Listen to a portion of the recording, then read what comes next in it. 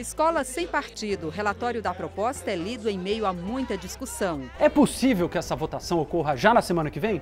Sim, é possível. O remédio venceu e o problema surgiu.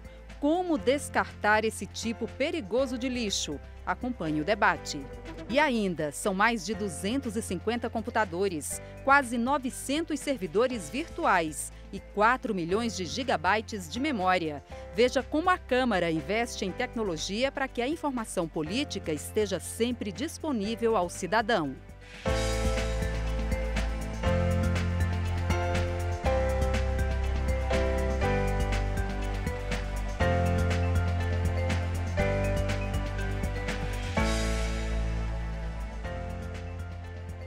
Depois de semanas de impasse, foi lido na comissão especial o relatório da proposta conhecida como Escola Sem Partido. A leitura do relatório do Escola Sem Partido começou a ser feita assim, ó.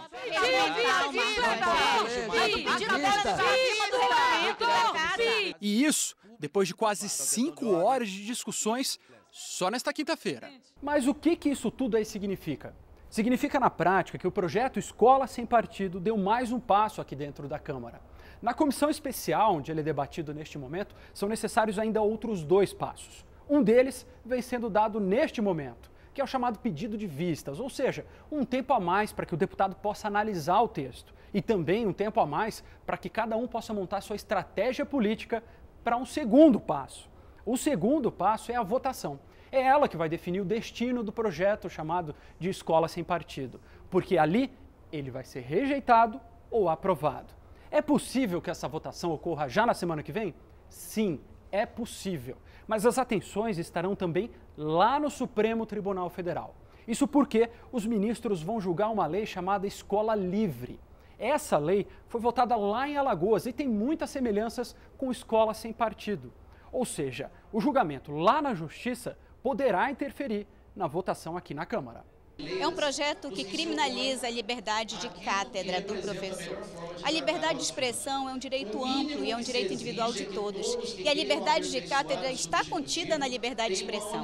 A partir do momento que um projeto de lei fere a liberdade de cátedra, consequentemente também fere a liberdade de expressão, afligindo uma das regras básicas da nossa Constituição. Então é um projeto inconstitucional e que não deve prevalecer. Não fere em nada a liberdade de cátedra, até porque isso, para que aconteça a liberdade de cátedra do professor, ele tem que respeitar o conteúdo pedagógico que foi previamente aprovado. A gente não está tratando disso, a gente está tratando de doutrinadores e eles estão permeados em todas as matérias, especialmente as de humanas, e eles não passam o conteúdo pedagógico pré-aprovado. Ensino à distância também tem critérios de avaliação e eles podem mudar. Os cursos de ensino à distância cresceram muito nos últimos 15 anos. E hoje, 1 em cada 5 alunos de ensino superior estuda nessa modalidade. A oferta de cursos de graduação à distância se inicia em 2001, com pouco mais de 5 mil alunos, todos em instituições públicas. Em 2016, as escolas particulares já respondiam por quase 1,5 milhão de matrículas, enquanto as públicas por cerca de 120 mil. Isso é importante que se destaque. Não houve uma diferença entre o desempenho dos cursos presenciais com os cursos em EAD. Houve, na verdade, cursos, principalmente de pedagogia, de formação de professores, os cursos na modalidade de educação à distância tiveram uns resultados melhores do que os cursos presenciais. Em audiência na Comissão de Educação, representantes do MEC e das instituições de ensino explicaram os referenciais de qualidade na educação à distância no ensino superior que estão sendo reformulados. São critérios e regras que precisarão ser definidos de acordo com a evolução da tecnologia, da informação e da comunicação, de acordo com as tendências, os cenários e as tendências da educação superior à distância no Brasil e no mundo. O ensino à distância no Brasil, ele tem um papel muito importante.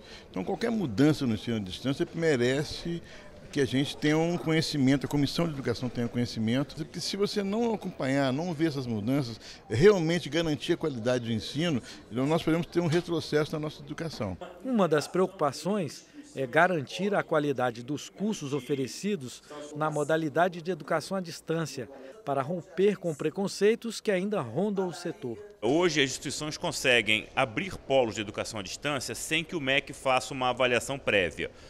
E aí uma instituição, por exemplo, que tem um conceito 3, que é o conceito mínimo de qualidade para funcionamento regular, ela pode abrir até 50 polos por ano.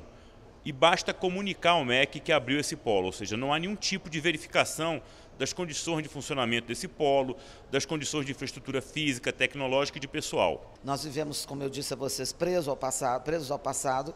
Enquanto o mundo avança, trabalha com holografia, com inteligência artificial, nós estamos aqui discutindo se o polo pode ser, se não pode, quantos polos abrem. O MEC cria regulamentações que depois ele não consegue cumprir, e aí para não cumprir ele libera todo mundo e não faz visita a ninguém, e hoje você tem polos em cima de posto de gasolina, e tem polos maravilhosos também. Esta semana, deputados analisaram efeitos e dificuldades da intervenção federal na segurança pública do estado do Rio de Janeiro.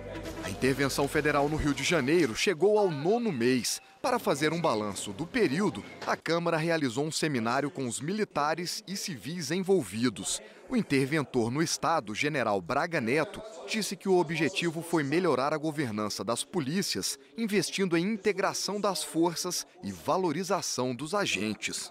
Braga Neto também afirmou que no período os roubos de carga caíram 28%, os homicídios violentos 22%, os roubos a comércio foram reduzidos em 28% e os assaltos a carteiros que atuam a pé caíram 98%. O único número que aumentou foi o número da letalidade em razão do confronto com as forças policiais, o que eu acho que se explica pelo maior número de ações das forças policiais nesse meio tempo. O interventor também disse aos deputados que todos os objetivos estão sendo atingidos e que a intervenção no Rio não deverá ser prorrogada. Não há necessidade de prosseguimento da intervenção a contar de 31 de dezembro. A preocupação é seguir um planejamento para ter uma continuidade naquilo que nós estipulamos para que aqueles resultados, particularmente nos objetivos intangíveis de valorização das polícias e tudo mais, seja observado. Já o deputado Glauber Braga diz que a intervenção não reduziu a sensação de insegurança no Rio de Janeiro. Não adianta imaginar que a simples ampliação do Estado penal punitivo vai ser a solução para aquilo que o Rio de Janeiro vem enfrentando, que, repito, é muito sério na área de segurança pública. A Comissão de Relações Exteriores reuniu especialistas em seminário esta semana. Juntos, eles tentam construir uma agenda política internacional a ser proposta ao futuro governo Jair Bolsonaro. Os principais assuntos relacionados à política externa foram tratados por vários especialistas que participaram do seminário na Câmara ao longo do dia. Entre eles, o papel do Brasil nos organismos internacionais, as políticas de cooperação, migração e combate ao narcotráfico. Na aula inaugural, o ex-secretário-geral do Ministério das Relações Exteriores e da Organização dos Estados Americanos, João Clemente Baena Soares, avaliou quais os deveres e as responsabilidades do Brasil como ator regional e global. Para o embaixador, o país tem uma boa posição no cenário internacional, com grandes potenciais de negociação e intervenção. Você tem que saber o que o outro pensa, você tem que ter informações sobre o seu interlocutor e você tem que respeitar o interlocutor como ele deve respeitar a você mesmo na mesa de negociações. O seminário foi organizado para avaliar o que é considerado o tripé fundamental das relações internacionais, que é política externa, inteligência e defesa nacional. Essas três vertentes, elas são constituídas de agentes que são de carreiras de Estado, portanto, são agentes que em todas as suas ações contribuem para consolidar as relações entre os Estados, né, cada uma no seu nível específico, né, mas complementares entre elas. O presidente da Comissão de Relações Exteriores e de Defesa Nacional da Câmara explicou que as sugestões dos especialistas serão transformadas num documento a ser enviado aos representantes do novo governo de Jair Bolsonaro. O deputado Nilson Pinto lembrou a importância de planejar a política externa do país, investindo em áreas estratégicas, como a área de inteligência, que foi tema de um dos painéis. Quando nós falamos em inteligência, nós estamos nos referindo à geração de informações relevantes para a decisão política, interna e externa. É o trabalho da ABIN, é o trabalho dos órgãos de informação que municiam o governo naquilo que é relevante para que não se tome decisões que depois sejam surpreendidas pelos fatos. Remédio vencido, medicamento imprestável. O que fazer? A destinação desse tipo específico e perigoso de lixo foi analisado na Comissão de Meio Ambiente. O setor de defensivos agrícolas apresentou a parceria entre indústrias, atacadistas, varejistas e consumidores para retirar do campo as perigosas embalagens de agrotóxicos.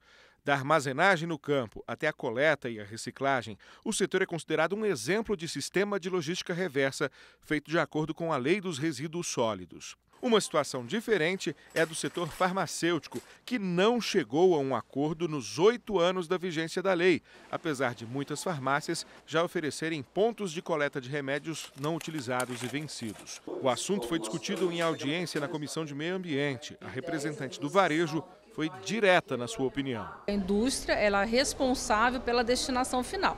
O comércio coleta, porque é o grande capilar junto ao consumidor, né?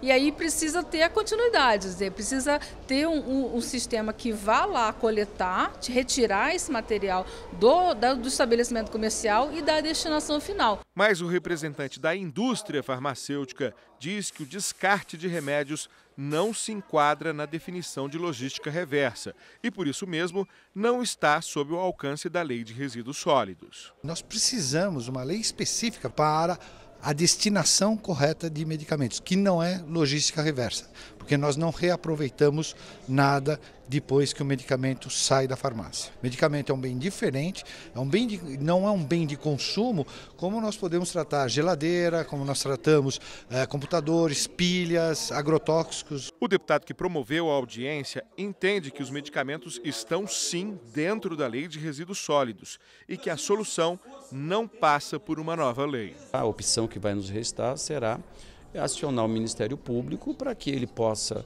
conceder alvará, licença de funcionamento àquelas indústrias que tenham um sistema de logística reversa montado ou inserido dentro de algum sistema. Porque senão, infelizmente, quando não há boa vontade, tem que ter um certo incentivo ou uma certa pressão para as coisas funcionarem. Celular, internet, redes sociais são ferramentas que ampliaram os instrumentos de participação política. De olho no cidadão, a Câmara investe cada vez mais em tecnologia.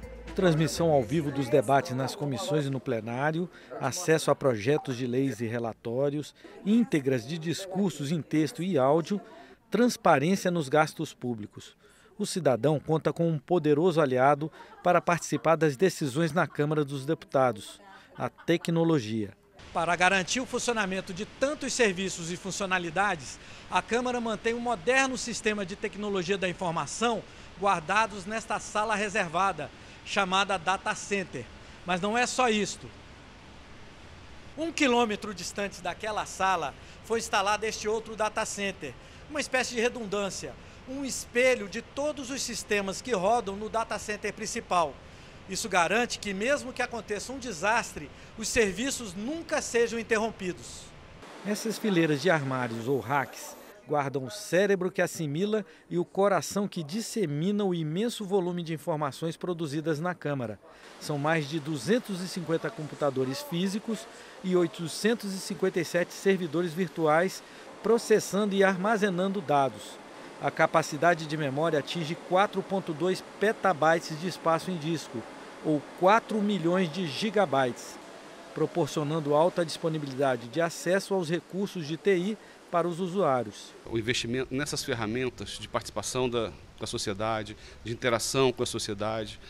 Cada vez mais a discussão acontece, ela acontece na Câmara, acontece, mas ela tem acontecido mais e mais fortemente nas redes sociais, né, nas ruas, e a gente tem que chegar lá, a gente tem que fazer com que a discussão, o debate, que a voz dos deputados da Câmara chegue lá e também chegue, né, e seja escutado aqui também. Esse é o nosso desafio. O portal da Câmara dá acesso a uma infinidade de serviços, como notícias e dados da administração pública. No ano passado, foram mais de 183 milhões de acessos, sendo 24 milhões por meio de dispositivos móveis. O acesso aos data centers é restrito aos servidores credenciados e toda a estrutura é monitorada 24 horas com sensores capazes de detectar a queima de um simples transistor. Cada sistema conta com 2 quadros de energia separados e um grupo de geradores e no-breaks garantem um fornecimento ininterrupto de energia. São 12 quilômetros de cabos de fibra ótica e par metálico interligando essa rede de dados a serviço da transparência e da promoção do diálogo entre os diversos setores da sociedade e destes com os seus representantes. A tecnologia está permitindo a aproximação das pessoas, de modo geral, do cidadão do norte, do sul, aqui com a capital em Brasília. O acompanhamento em tempo real, a interatividade, a possibilidade de mandar comentários, sugestões, acompanhar o exercício do mandato do parlamentar, faz com que esse cenário amplie a Câmara dos Deputados para todas as regiões do país e até para o exterior. Esta edição termina aqui. Você fica com as imagens feitas pelos fotógrafos da Câmara no plenário, comissões e corredores durante as atividades da semana. Amanhã é dia de Revista da Câmara, às 8 da noite. O Jornal da Câmara volta na segunda-feira.